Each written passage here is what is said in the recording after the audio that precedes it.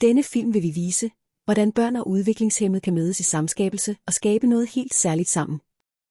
Gennem leg, nysgerrighed og fælles oplevelser opstår der rammer for inklusion og fællesskab. Her får alle mulighed for at bidrage med noget unikt, og alle mennesker bliver mødt som værdifulde. På den måde bliver både børn og voksne styrket i deres forståelse af, hvad det vil sige at være en del af et demokratisk fællesskab og opleve sig selv som en betydningsfuld medborger.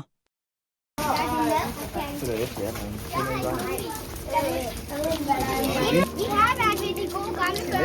Ja. Men ved I, hvem der ikke har været deroppe ved de gode gamle? Det har Lukas og Birgitte og Marie har vist det jo ikke. Så nu må vi bare vise, hvor hyggeligt der er deroppe.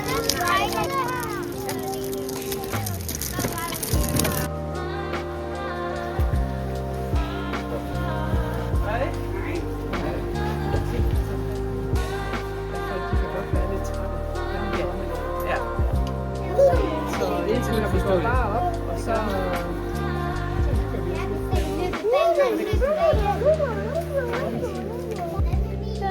Jeg skulle kun bruge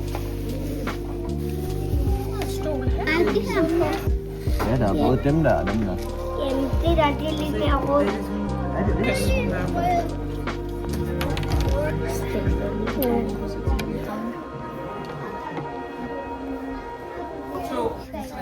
Godmorgen sol, godmorgen morgensol, som skinner ned på bælge som i jord.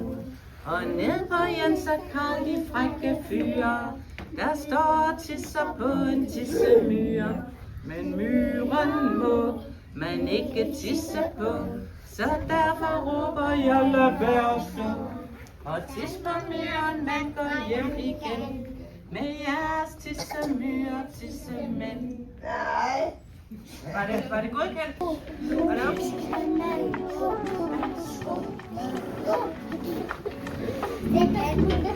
Ja, hvor forstår I det? Sejt. Vi har samme bukser.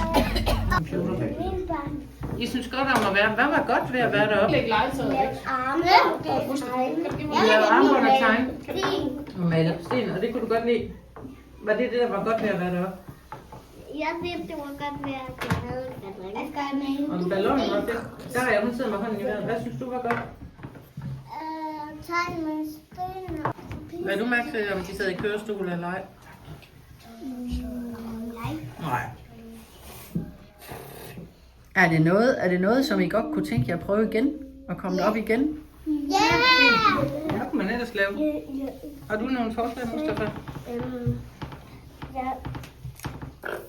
Jeg skal bare være udenfor. Du elsker at være udenfor. Du kan godt lave noget med. Så du kunne lave noget udenfor.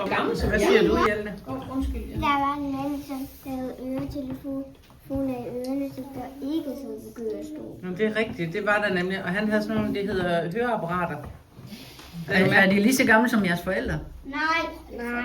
Er de ældre end jeres forældre? Ja. Nej. De er flere år.